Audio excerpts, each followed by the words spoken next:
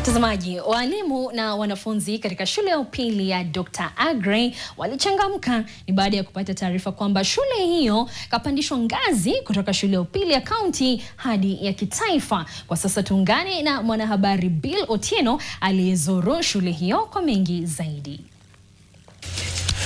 Na shukran kabisa. Niko katika shule ya upili ya Dr. Aggrey iliyomo katika eneo bunge la Undanyi hapa kaunti ya Taita Taveta, na leo nimezuru shule hii kwa jambo moja, na jambo hilo ni kutaka kusikia hisia ya wanafunzi, ikiwemo shule hii iko katika mchakato wa kupandishwa ngazi kutoka shule ya upili ya kaunti hadi shule ya upili ya kitaifa. Ni furaha kubwa sana kwetu sisi wanafunzi wa Dr. Aggrey, kwani ndoto yetu kubwa sana tulikuwa tukifanya kwa bidii, kusoma kwa bidii.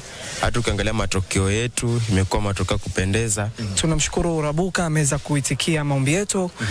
Tunangojea siku hiyo kwa hamu na ghamu tuweze kuchaguliwa au kutangazwa kama shule rasmi ya kitaifa. I'm very proud. Nataka kusema kwamba tunafurahi kwa kuwa shule yetu imepandishwa kiwango cha ngazi ya kitaifa.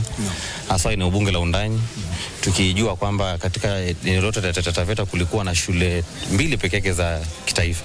Lakini sasa Dr. Aggrey imekuwa ni shule ya 3 katika eneo bunge la Taita, ikiwa katika kiwango cha kitaifa. Ni hayo tu kutoka shule hii ya upili ya Dr. Aggrey, ambaye sasa ni shule ya kitaifa ambayo tutasema ni Dr. Aggrey National School.